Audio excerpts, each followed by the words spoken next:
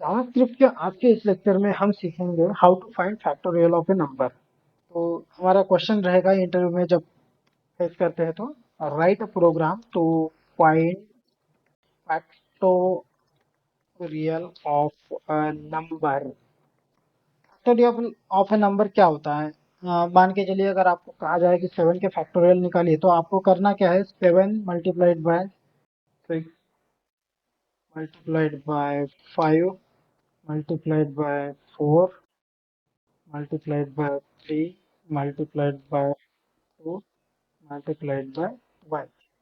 तो बेसिकली जिस नंबर्स का हमें फैक्टोरियल चाहिए उसके सारे नंबर्स, उसके सीरीज में आने वाले सारे डिसेंडिंग ऑर्डर में नंबर्स को मल्टीप्लाई करना है। तो हमें इसके लिए इस एक लॉजिक लिखना है। तो यहाँ पे सबसे हम एक फंक्शन बना लेते हैं, फंक्शन, और ये एक्सेप्ट करेगा एक आर्गुमेंट जो कि एक नंबर होगा। कुछ भी नाम दे सकते हैं, कोई प्रॉब्लम नहीं। एक फंक्शन का टैग बना लिया और यहाँ पे सबसे पहले हम एक काम करते हैं, फॉर लूप चलाएंगे। फॉर लूप में क्या होगा, एक टेम्पररी वेरिएबल लेंगे आई। आई अब इटरेशन हम कहाँ से चालू करना चाहते हैं? अगर सेवन सेवन हमें मान के चलिए हमें 7 नंबर आया तो हम 7 से स्टार्ट करना चाहेंगे। 7 फिर 6 फिर 5 4 3 2 1 and so fourth and so on. तो हम यहाँ पे आई को चालू करेंगे, नंबर के साथ इनिशियलाइज कर देंगे। नंबर के साथ इनिशियलाइज कर दिया और फिर जो हमारा आई का इंक्रीमेंट कहाँ तक लिमिट चलेगी, तो आई इज लेस देन और equal to, i is less than और इक्वल टू 1, 1 तक चलेगा। और इसे हम इंक्रीमेंट नहीं, इस बार डिक्रीमेंट ऑपरेटर का उपयोग करेंगे, क्योंकि हमारी आई की वैल्यू पहले ही 7 है तो हमें पीछे जाना है, 6 पे जाना है, 5 पे जाना है। तो माइनस कर देंगे और यहाँ पे हम देखते हैं कि क्या किया जा सकता है आगे चल के। हम इसे किसी एक वैल्यू में स्टोर कर सकते हैं जो हमारी वैल्यू है, और एक मल्टीप्लिकेशन रहेगा। कहीं से तो कहीं तो स्टोर करना पड़ेगा। तो एक काम करते हैं, एक वेरिएबल ले लेते हैं, टोटल। टोटल एक वेरिएबल ले लेते हैं, इसका नाम रखते हैं var टोटल। टोटल और इसे एक के साथ जोड़ देते हैं। जीरो लेंगे तो आगे नहीं होगा कुछ calculation, zero multiplied by everything is zero. यहाँ पे हम क्या कर सकते हैं, एक नया टोटल बना सकते हैं। टोटल जो नया रहेगा वो रहेगा टोटल मल्टीप्लाइड बाय 1। तो एक्चुअली अब यहाँ पे और फिर एक काम करते हैं, रिटर्न कर सकते हैं टोटल को। तो यहाँ पे हमारा प्रोग्राम किस तरह से लॉजिक फंक्शन करेगा हम देखते हैं। यहाँ पे फंक्शन का हमने नाम नहीं दिया तो फंक्शन का नाम दे देते हैं फैक्टोरियल। ओके, यहाँ पे कैसे काम करेगा हम देखते हैं। जैसे फैक्टोरियल हमने फंक्शन इन्वोक किया जिसमें हम एक नंबर पास करेंगे आर्गुमेंट। यहाँ पे हमारा जो var है, टोटल है, पहले ही एक से डिक्लेयर असाइन हो चुका है। और जैसे ही ये फॉर लूप चलती है, पहले इटरेशन में आपका आई का वैल्यू रहेगा नंबर जो हम इनपुट दे रहे हैं। फॉर एग्जांपल यहाँ पे हमने 7 दे दिया, तो यहाँ पे पहली आई की वैल्यू होगी 7। और ये तब तक चलेगी इटरेशन, पहले इटरेशन में 7 रहेगी। और फिर यहाँ पे हम जाते हैं कि नया टोटल, टोटल मल्टीप्लाइड बाय 1। नया टोटल जो होगा वो टोटल जो रहेगा, ऑलरेडी टोटल की वैल्यू हम 1 डिफाइन कर चुके हैं, तो मल्टीप्लाइड बाय यहाँ पे आई होगा। तो टोटल मल्टीप्लाइड बाय आई, यहाँ पे जब आपको पता है कि आई की वैल्यू जो है यहाँ पे 7 है पहले इटरेशन, तो यहाँ पे आई मल्टीप्लाइड बाय ऑलरेडी जो टोटल है 1, 7 मल्टीप्लाइड बाय 1 होगा पहले इटरेशन में। पहले इटरेशन में होगा 7 multiplied by 1 in first iteration. ठीक है, फिर से ये फॉर लूप रिटर्न पे नहीं जाएगी, फिर से फॉर लूप में जाएगी क्योंकि अभी कंडीशन सेटिस्फाई नहीं हुई है, 7 ही है।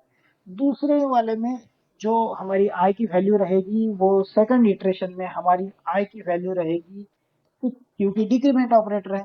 और यहाँ पे जब आई की वैल्यू आपकी 6 हो जाएगी दूसरे इटरेशन में, तो नया टोटल जो डिफाइन होगा वो प्रीवियस टोटल मल्टीप्लाइड बाय आई। तो प्रीवियस टोटल जो हमारा पहले ही असाइन हो चुका है टोटल, तो प्रीवियस टोटल हमारा 7 हो चुका है। 7 मल्टीप्लाइड बाय 6। तो सेकंड इटरेशन में क्या होगा, second I I T R iteration में होगा, जो हमारी i की वैल्यू है वो है 6 और टोटल की वैल्यू है ऑलरेडी 7। तो यहाँ पे 7 मल्टीप्लाइड बाय 6 होगा। थर्ड इटरेशन में क्या होगा हम ये देखते हैं। थर्ड में होगा i की वैल्यू, जो हमारी टोटल की वैल्यू रहेगी, वो टोटल की वैल्यू 7 मल्टीप्लाइड बाय 6 42 ऑलरेडी रहेगी। और यहाँ पे i की जो वैल्यू रहेगी, वो i की वैल्यू हमारी इस बार 3 रहेगी। 7 6 इस बार 5 रहेगी। 42 मल्टीप्लाइड बाय 5 होगा, तो 42 मल्टीप्लाइड बाय 5 होगा।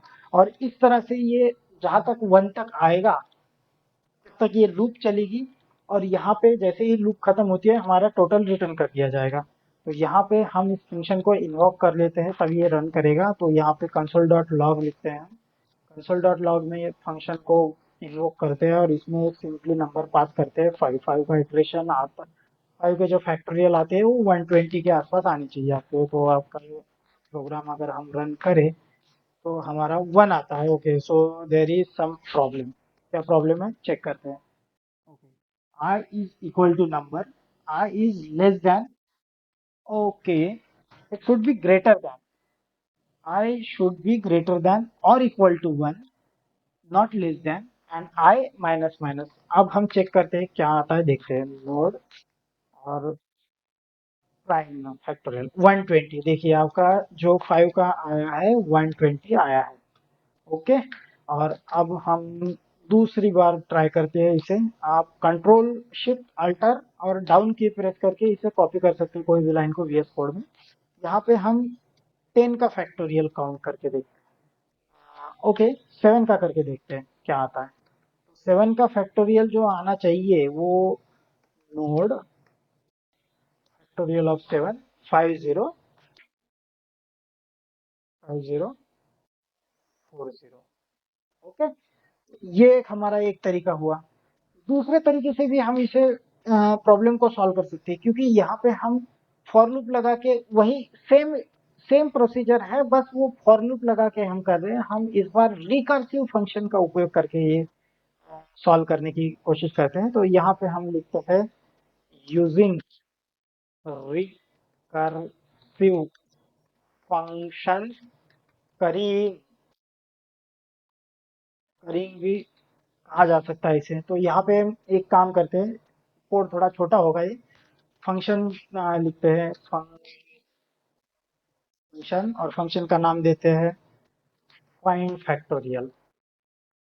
फाइंड फैक्टोरियल, और ये एक्सेप्ट करेगा एक आर्गुमेंट नंबर, और इसमें हम पास करेंगे। और इसमें सिंपली फैक्ट क्या पास करना है, तो ये सिंपली रिटर्न करेगा एक चीज। क्या रिटर्न करेगा, जो आपका प्रीवियस आर्गुमेंट है फैक्टोरियल फाइंड फैक्टोरियल, जो ऊपर हमने आर्गुमेंट जो फंक्शन डिफाइन करा है वही रिटर्न करेगा फाइंड फैक्टोरियल। बट इस बार आपका नंबर नंबर सेम नहीं रहेगा, जस्ट उसका एक -1 रहेगा, उसे मल्टीप्लाई कर देंगे हम नंबर के साथ।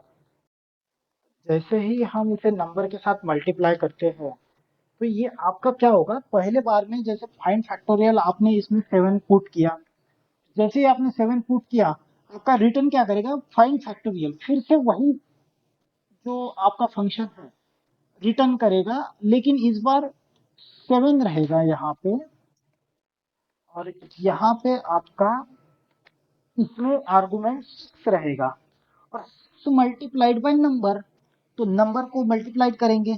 और अगली बार जब सेकंड इटरेशन होगा, सेकंड इटरेशन में क्या होगा, ये जो फाइंड फैक्टोरियल है ये फिर से ट्रिगर हो जाएगा, और फिर से ट्रिगर जब होगा अगली बार, तो उसमें जो हमारा नंबर है वो, इस बार हमारा जो नंबर है वो 6 ना रह के 5 हो जाएगा, और उसको मल्टीप्लाई, जो नंबर रहेगा हमारा 6 रहेगा, और 6 -5। तो इस तरह से ये काम करेगा हर नए इटरेशन के साथ।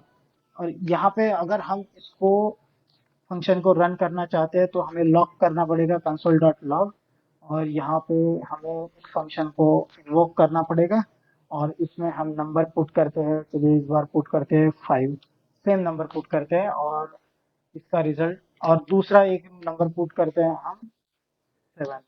तो देखते हैं इसका रिजल्ट क्या आता है। सेम रिजल्ट आना चाहिए 120 5040, 120 5040।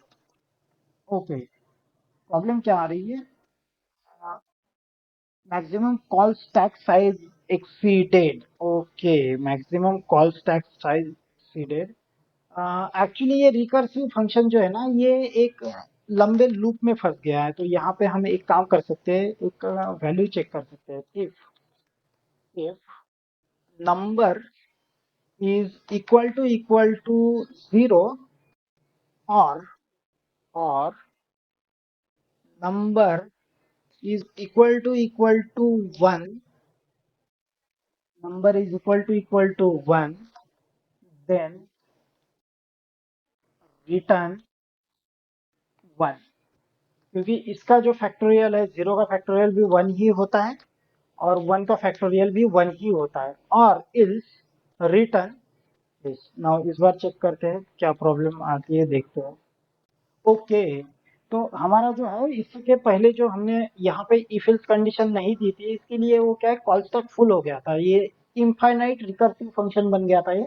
तो यहाँ पे हमने इसे अवॉइड कर दिया है। जब और जैसे ही आपका 1 तक आ जाता है नंबर, तो वो रिटर्न 1 कर देता है और वो उसी को प्रीवियस वैल्यू के साथ रिटर्न कर देता है। यहाँ पे हम देखते हैं कि दोनों की वैल्यू सेम आई है। और यहाँ पे आज हमने सीखा कि आप किस तरह से factorial of a number find कर सकते हैं जावास्क्रिप्ट की मदद से। अगले लेक्चर में कुछ नया पढ़ेंगे। धन्यवाद।